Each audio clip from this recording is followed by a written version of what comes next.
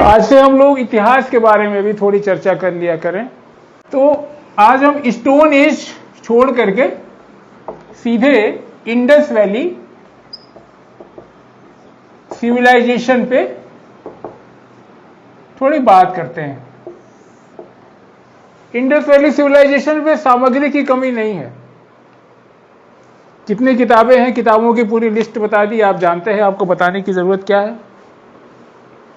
Google करेंगे, न जाने कितने साइट्स हैं चल रही हैं, खुदाई हुई। अभी तक 2800 ऐसे स्थल हैं, 2800 जो हड़प्पा स्थल की पहचान की जा चुकी है, वो अभी उत्खनन कार्य जारी है।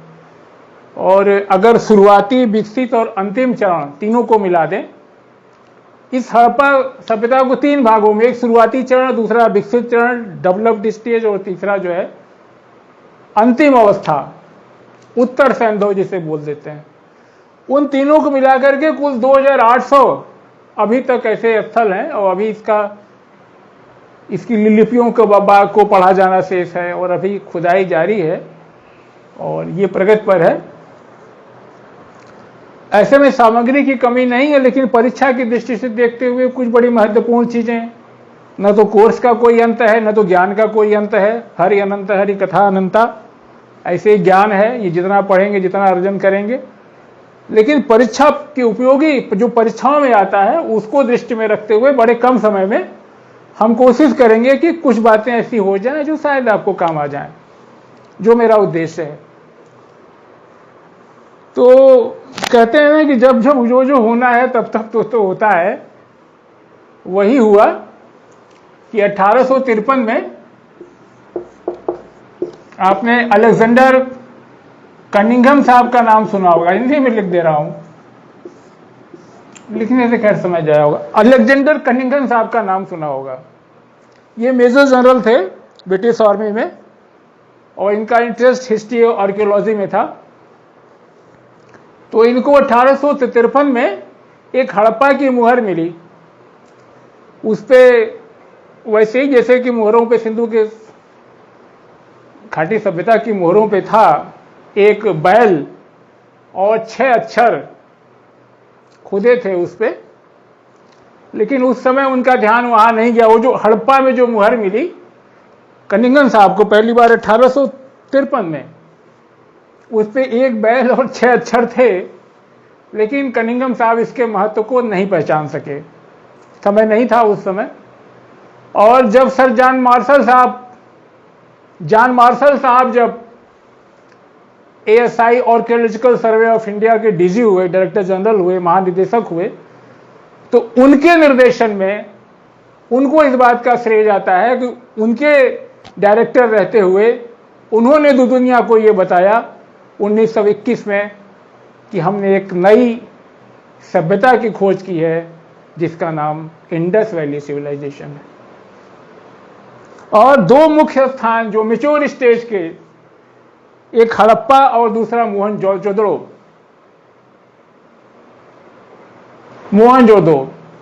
मृतकों का टीला, इन 2 स्थानों पे सबसे पहले, इन दोनों स्थानों पे खुदाई की गई 1921 में। ये सन बहुत आता है एग्जाम में। सबसे पहले हड़प्पन सिविलाइजेशन इसको इसीलिए कहते हैं कि सबसे पहले 1921 में राय बहादुर दयाराम साहनी के नेतृत्व में उन्होंने इस स्थल की खोज की। तो राय बहादुर दयाराम साहनी का नाम हड़प्पा से जुड़ा है। और बाद में RD बनर्जी साहब 1922 में, 1 साल बाद मोहनजोदड़ो में राखल दास बनर्जी ने इस टीले की खोज की और यहां से जो है कहानी आगे बढ़ी। ये 2 परिपक्व नगर हैं, 2 बड़े विकसित चरण हड़प्पा और मोहनजोदड़ो के हैं। आता हड़प्पा कहां है? ये दोनों जो है हड़प्पा और मोहनजोदड़ो, ये पाकिस्तान में स्थित है। 1947 के पहले का तो भारत हुआ करता था। तो हड़प्पा और मोहनजोदड़ो, हड़प्पा सभ्यता इसको इसलिए कहते हैं कि हड़प्पा में सबसे पहले खुदाई हुई और वहीं से ये सभ्यता प्रकाश में आई। और सिंधु घाटी सभ्यता इसको कहते हैं कि जो परिपक्व स्टेज में, मेच्योर स्टेज में जो हड़प्पन सिविलाइजेशन के जो 2 स्थान थे, जो पाकिस्तान के पंजाब और सिंध में थे, वो सिंधु घाटी के नदी में थे। वहीं से इसका विस्तार पूरब, ईस्ट में और साउथ में हुआ। तो इस कारण से इंडस वैली में होने के कारण से इसे सिंधु घाटी सभ्यता कहा गया। आर्कोलॉजिस्ट इसे कल्चर कहते हैं। तो सिंधु घाटी सभ्यता इसलिए चूंकि सिंधु घाटी में इसके जो मेच्योर स्टेज हड़प्पन सभ्यता के थे, 2 पंजाब और सिंध, ये सिंधु घाटी से संबंधित थे। बाद में इसका विस्तार पूरब और दक्षिण में हुआ।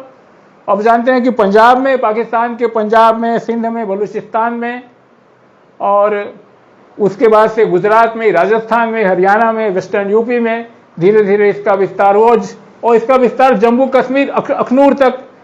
और यही नहीं, 2 स्थल और याद रखिएगा, एग्जाम में अक्सर आता है कि अफगानिस्तान के भी 2 स्थल हैं। अफगानिस्तान में सिंधु घाटी सभ्यता के 2 महत्वपूर्ण स्थल हैं। एक है मुंडी गाख और दूसरा है आपका, इसको कहते हैं सार्टगुई, इंग्लिश में सार्टगुई, और ये मुंडी गौख। तो अगर ये कभी प्रश्नगत होता है कि अफगानिस्तान में कौन से सिंधु घाटी सभ्यता के स्थल, या दे दिया एग्जाम में मुंडी गाख सैंधव स्थल है, तो ये जाने रहिएगा, आपके काम आएगा। ये अफगानिस्तान में मुंडी गाख, ये आप जानते होंगे तो रिवाइज कर लीजिए इसको। मुंडी गाख और दूसरा जो है सार्टगुई, ये 2 स्थान हैं अफगानिस्तान के। अगर आप इसका क्षेत्र देखेंगे तो ये देखें कि ये इसका विस्तार जो है, ये देखें उत्तर दक्षिण पूरब पश्चिम। ये उत्तर में ये मांडा है, दक्षिण में दैमाबाद, ठीक। पूरब में क्या है, आलमगीरपुर। पश्चिम में क्या है, सुतका गेंडोर। ये 4, ये मांडा से लेकर दैमाबाद तक और आलमगीरपुर से लेकर के सुतका गेंडोर, यानी बलूचिस्तान के मकरान तट तक। इधर मांडा से लेकर के दैमाबाद। आलमगीरपुर कहां है, ये उत्तर प्रदेश के मेरठ जिले में है। ये जिला मेरठ है और किस नदी के किनारे है, तो हिंडन नदी के किनारे है ये, ठीक।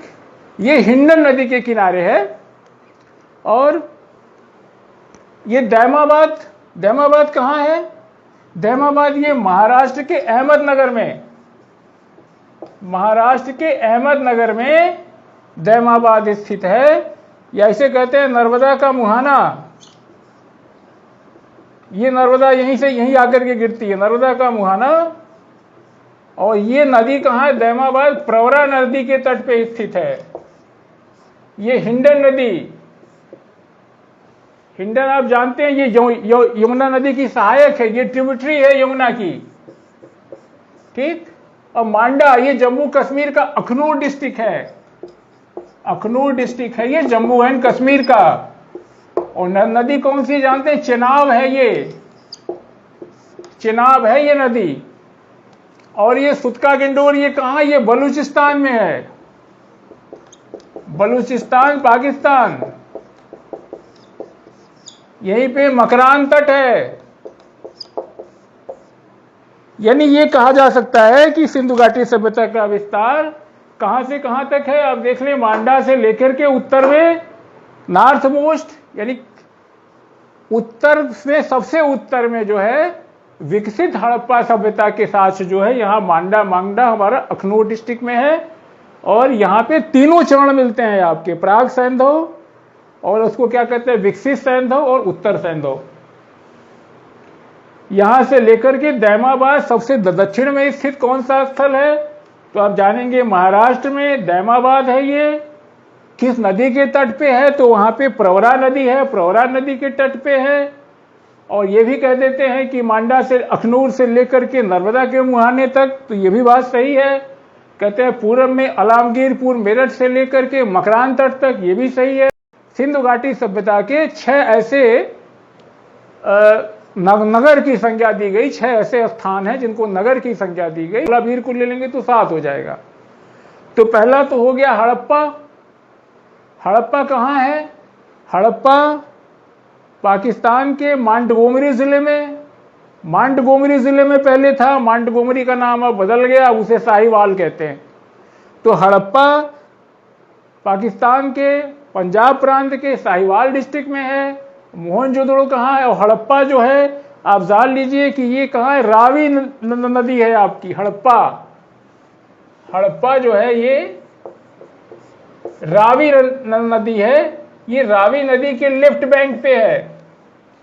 हड़प्पा जो है रावी नदी के लेफ्ट बैंक में है। हड़प्पा पहले मांटगोमरी जिले में था पाकिस्तान के, अब उसका नाम साहिवाल हो गया, साहिवाल जिले में है पाकिस्तान के। मोहनजोदड़ो सिंध के लड़काना में है। सिंध पाकिस्तान का एक प्रोविंस है, लड़काना एक डिस्ट्रिक्ट है।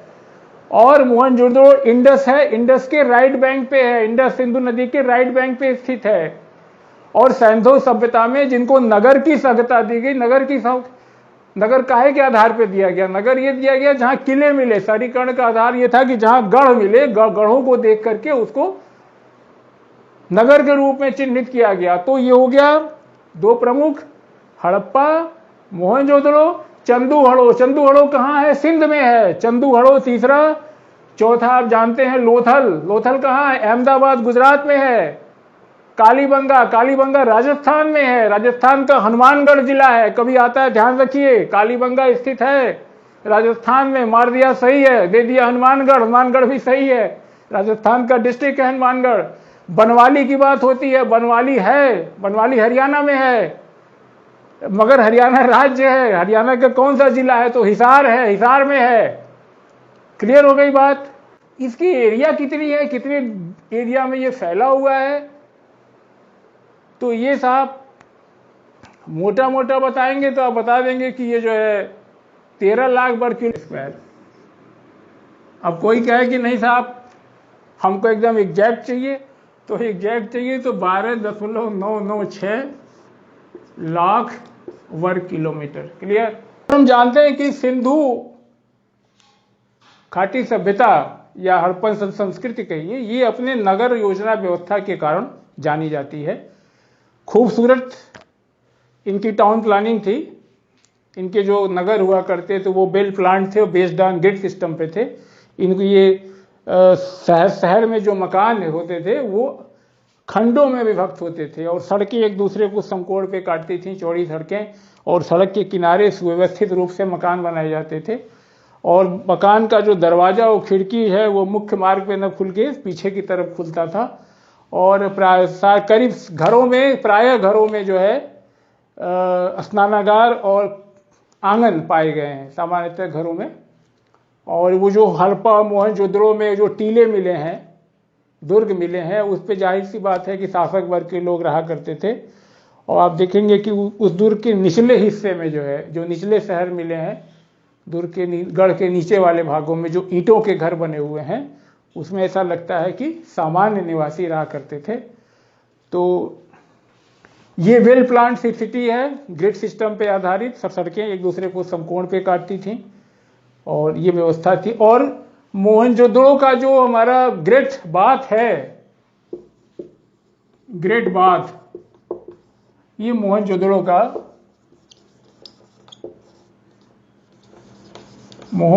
का जो एक ग्रेट बाथ है, विशाल स्नानागार, जिसको कि सर जॉन मार्शल साहब, जिसको जॉन मार्शल ने क्या कहा है,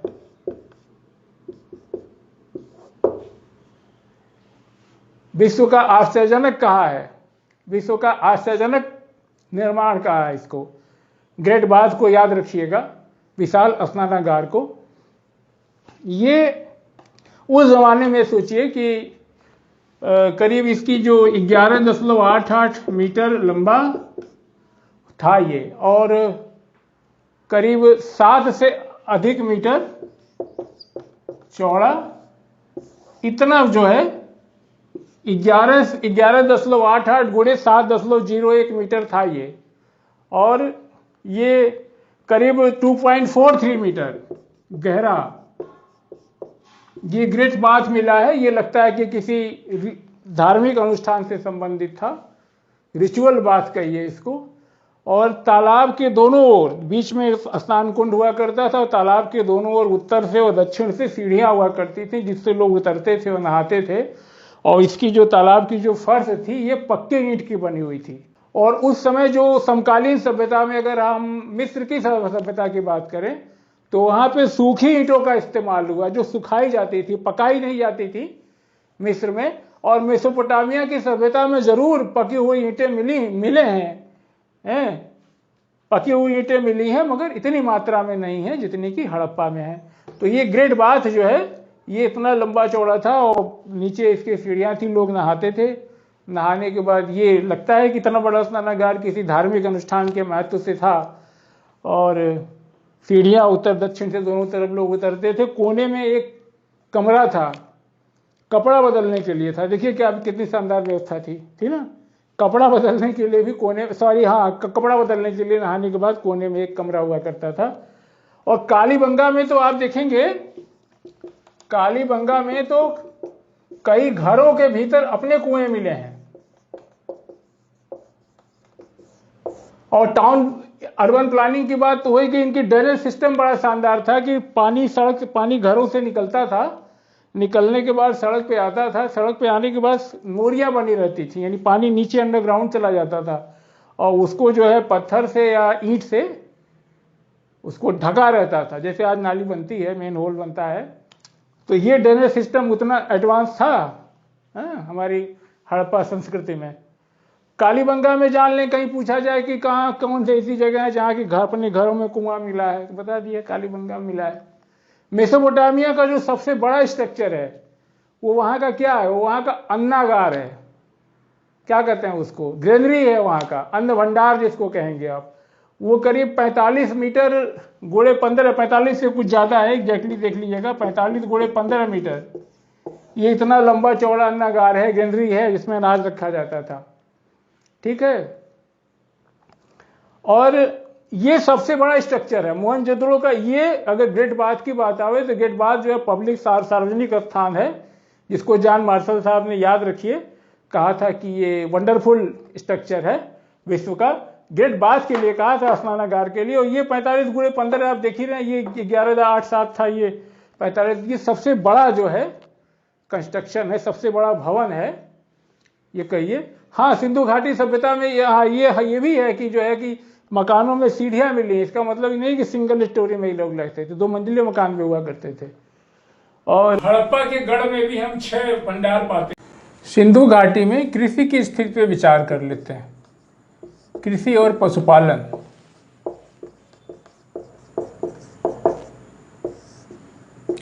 कृषि और पशुपालन की स्थिति क्या थी सिंधु क्षेत्र में? जिस तरीके से आज हम देखते हैं कि वर्षा का अभाव है, अतीत में वैसा नहीं था। आज जैसे वर्तमान में अगर आप देखेंगे तो वहाँ मात्र 15 सेंटीमीटर के आसपास वर्षा होती है। लेकिन हड़प्पा संस्कृति जिस समय पुष्पित पल्लवित हो रही थी, उस समय का मौसम देख के पता चलता है कि वहाँ की ग्रामीण और नगरीय आबादी को देख के लगता है कि वहाँ का मौसम आज की अपेक्षा ज़्यादा आर्द्र रहा होगा और वहाँ प्राकृतिक वनस्पतियों का बहुतायत था।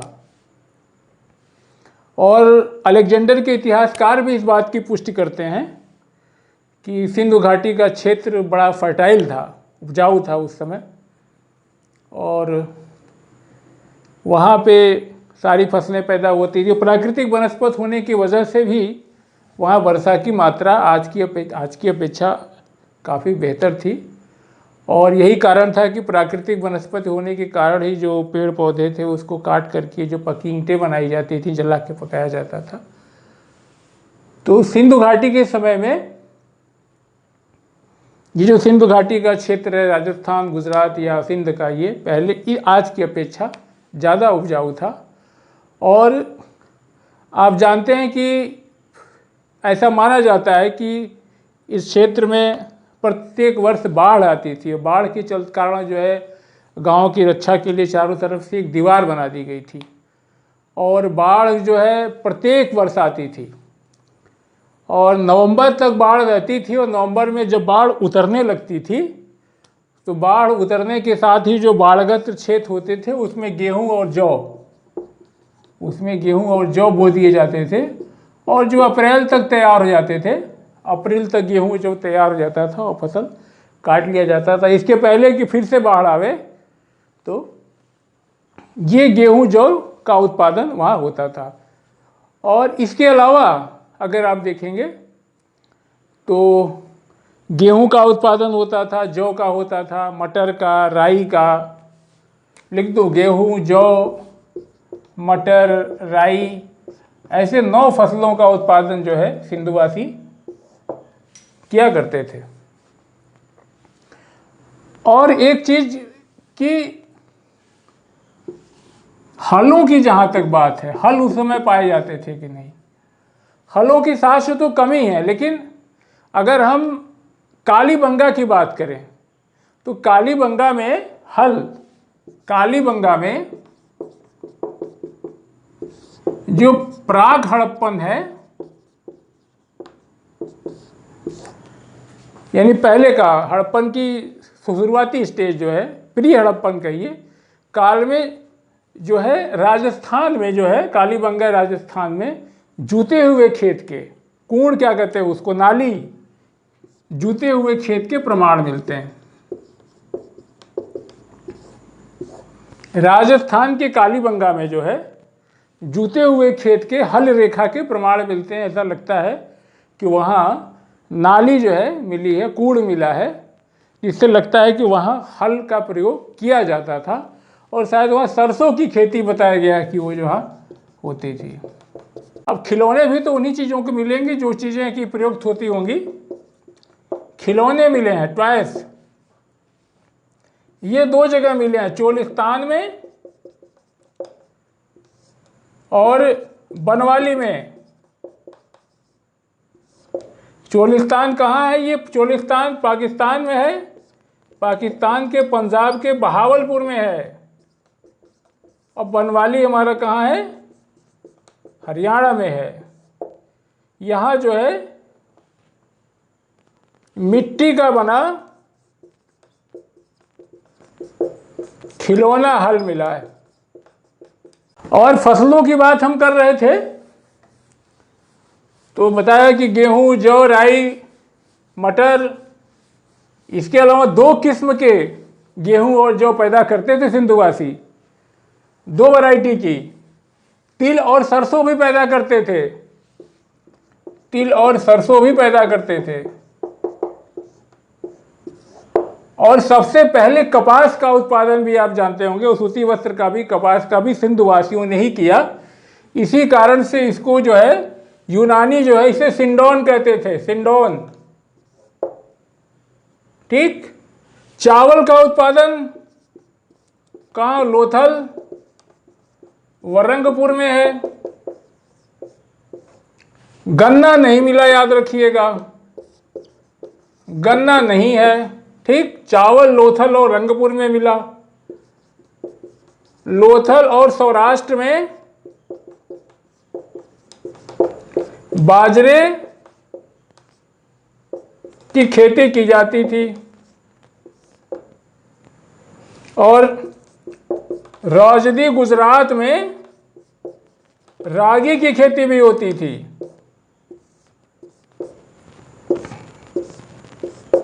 तो ये जान लें, गेहूं होता था, जौ, मटर, राई, 9 प्रकार के अनाज बता दिए, तिल, सरसों की भी खेती होती थी। और चावल के साथ जो है लोथल और रंगपुर में मिले हैं।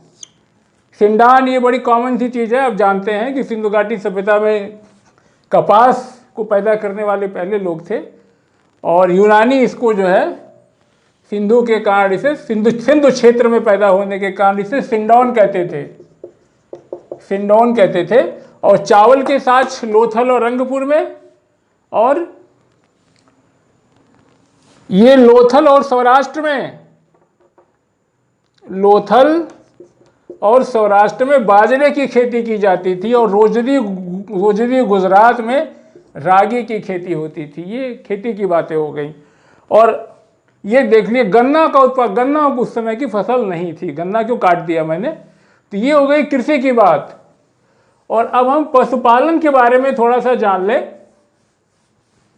पशुओं में अगर आप देखेंगे तो हमारा बैल है, भैंस है, बकरी है, भेड़ है, गोट है, सीप है, पीग है, सूअर है, और कुबड़ वाले बैल और कुबड़ वाले ऊंट सिंधवासियों को बहुत प्रिय थे। कुबड़ वाले ऊंट और कुबड़ वाले बैल सिंधवासियों को प्रिय थे। और गाय नहीं है, बैल, आज जैसे भैंस मिलता ही है, देख ही रहे हैं, भैंस मिल जाती है, बैल है, बकरी, भेड़, सूअर देख ही रहे हैं आप। सूअर से कहाँ हिंदुस्तान खाली है, सूअर। उसके बाद कुबड़ वाला बैल, सांड, और कुत्ता और बिल्ली शुरू से ही हमारे साथ रहे। आज जिन्हें ये म्याऊ और ये कुत्ता, ये हमेशा से हमारे साथ रहे, शुरू से ही कुत्ते और बिल्ली हमारे साथ थे, ठीक है। और गधा, गधा था वो तो फिर कुछ नहीं है, गधा था, गधा भी साथ था, ऊंट भी था। गधा आज की तरीके से उस समय भी सामान ढोया करता था, ऊंट से खेतों की जुताई होती थी। तो ये पशुओं की बात है। और बात ये घोड़े को लेकर के बड़ा चक्कर है। घोड़े को ये कहा जाता है कि मोहनजोदड़ो और एक हमारा क्या कहते हैं कि टेराकोटा मिला है, वो संदिग्ध बताया जाता है।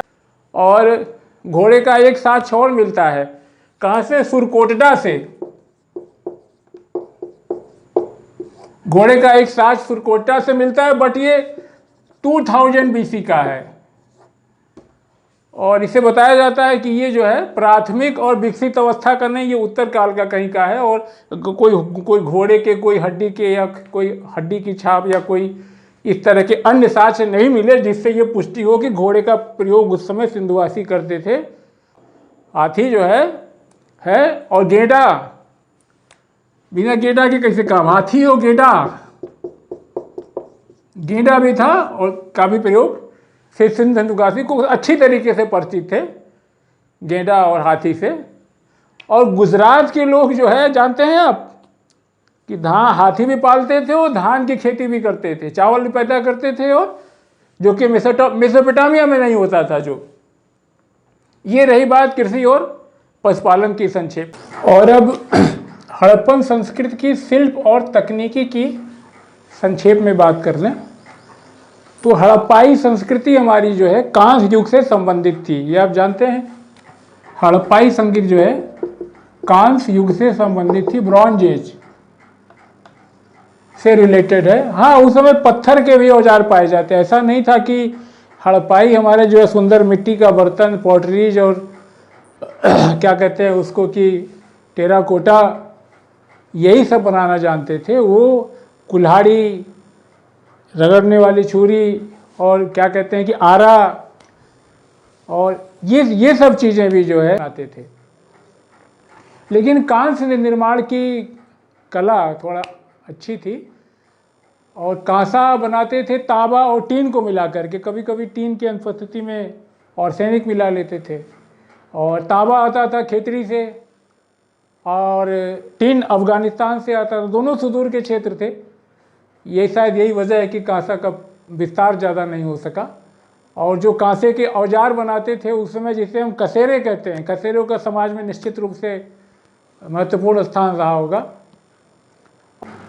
बुना सूती वस्त्र का, कपड़े का एक टुकड़ा मिला है, और इसकी छाप जो है कई वस्तुओं पे मिली है। इससे लगता है कि सूती वस्त्र भी बनाए जाते थे। और इसको बनाने के लिए, सूती वस्त्र को जो है बनाने के लिए जो उपकरण होता है, क्या उसको तकली बोलते हैं, तकलियाँ भी थी उस समय। इसी तरीके से ईंटों के प्रयोग से लगता है कि जो बड़े बड़े ईंट के भवन बना करते थे, इमारतें बना करती थी, उनको जो राजगीर बनाया करते होंगे समाज में, उन शिल्पियों को भी महत्वपूर्ण स्थान रहा होगा, जाहिर सी बात है। तो ये शिल्प की बात है। इसके अलावा नाव बनाना, हड़प्पाई नाव बनाना जानते थे। और मोहनजोदड़ो में आप देखेंगे कि एक मुहर पे नाव मिली है, मोहनजोदड़ो की, याद रखिएगा, मोहनजोदड़ो की एक मुहर पे नाव मिली है। और लोथल में मिट्टी का खिलौना नाव मिला है। लोथल में ये अगर नाव कहें तो मिट्टी का खिलौना नाव कहाँ मिला है, तो लोथल में मिला है। और टेराकोटा बनाना, पॉटरीज बनाते थे। पॉटरीज हड़प्पाई संस्कृति की जो है काफ़ी चिकनी और क्या कहते हैं उसको कि चमकीली होती थी। और इस तरीके से रत्न और आभूषण में भी बनाना जानते थे। सोना और चांदी अफगानिस्तान से आ जाता था, रत्न दक्षिण भारत से आता था। तो ये रत्न और आभूषण बनाना। कुम्हार की चाक ये भी थी, कुम्हार की चाक का खूब प्रचलन था उस समय। ये मुख्य बातें हो गई। और अगर हम इसके व्यापार की बात करें तो ट्रेड की बात करें, व्यापार की बात करें तो भीतरी भागों में, सिंधु के भीतरी भागों में पत्थर और मेटल धातु और पशुओं की हड्डी, खालों आदि का व्यापार होता था। और मुद्रा उस समय नहीं थी, विनिमय प्रणाली थी, बार्टर सिस्टम था, बार्टर सिस्टम पे आधारित था, मुद्रा का प्रचलन नहीं था। पहिए का प्रयोग जानते थे हड़प्पाई, पहिया, और पहिया उनका ठोस, हड़प्पाइयों ने ठोस पहियों का आविष्कार किया था, ठोस पहिया बनाते थे। और उत्तरी अफगानिस्तान में मध्य एशिया से व्यापार करने के लिए हड़प्पाइयों ने उत्तरी अफगानिस्तान में एक व्यापारिक कॉलोनी कहिए या कहिए व्यापार बस्ती भी बना रखी थी, जहाँ से कि वो सेंट्रल एशिया से ट्रेड किया करते थे। मेसोपोटामिया से बहुत सी हड़प्पाई मोहरें मिली, जिससे ये लगता है कि व्यापार मेसोपोटामिया से समुद्री व्यापार भी होता था और स्थलीय व्यापार भी होता था, दोनों व्यापार होता था। राजवर्ध एक धातु, एक मणि होती है, उसका नाम आपने सुना होगा, उसका भी व्यापार होता था। वो शनि का दोष शांत करने के काम में आता है। इसी तरीके से पोत निर्माण की बात हुई गई। व्यापार में पोत का निर्माण करना और समुद्री नाव के द्वारा समुद्री व्यापार का साक्ष्य लोथल के गोदीवाड़ा से मिलता है। ये याद रखिएगा, लोथल का गोदीवाड़ा, लोथल का ये जो गोदीवाड़ा है, यहाँ से जो है समुद्री व्यापार का साक्ष्य मिलता है। ठीक। और मेलुहा का नाम सुना होगा आपने। मेसोपोटामिया के पुरालेखों से ये पता चलता है कि मेसोपोटामिया का व्यापार जो है क्या कहते हैं, मेलुहा से हुआ करता था। और मेलुहा की पहचान जो है सिंध क्षेत्र से की गई है। सिंधु क्षेत्र को ही मेलुहा कहा गया है, सिंधु क्षेत्र। यही नहीं, ऐसा माना जाता है कि मेलुहा और मेसोपोटामिया के बीच में दो मध्यवर्ती व्यापार केंद्र भी थे। जानते हैं इनका नाम क्या था? इनका नाम था दिलमुन और माकन। तो ये तो हो गया कि बताया कि मेसोपोटामिया के जो साक्ष्य मिले हैं, जो पूरा लेख मिले हैं, उनसे पता चलता है कि उनका व्यापार जो है सिंधु क्षेत्र के साथ होता है। मेलुहा की पहचान सिंधु क्षेत्र से की गई है, क्लियर। इन दोनों के बीच में मेलुहा मेसोपोटामिया, यानी कि सिंधु क्षेत्र और मेसोपोटामिया के बीच में दो मध्यवर्ती व्यापार केंद्र बताए गए हैं, जिसमें एक दिलमुन था, दूसरा माकन था। याद रखिएगा, दिलमुन और माकन ये दोनों बीच के ये मध्यवर्ती व्यापार केंद्र थे, जहाँ से व्यापार होता था। बताया अफगानिस्तान में एक बस्ती बना रखी थी, जहाँ से कि सेंट्रल एशिया से व्यापार होता था। और दिलमुन की पहचान जो है बहरीन के रूप में, बहरीन जो आज का है बहरीन, दिलमुन की पहचान बहरीन के रूप में की गई है। और सुमेरियन लेख इसको जो है उगते हुए सूरज का देश बताते हैं। बहरीन को सुमेरियन लेख जो है उगते हुए सूरज का देश बताते हैं। ये संक्षेप में थोड़ी सी शिल्प और तकनीकी और व्यापार की बातें हो।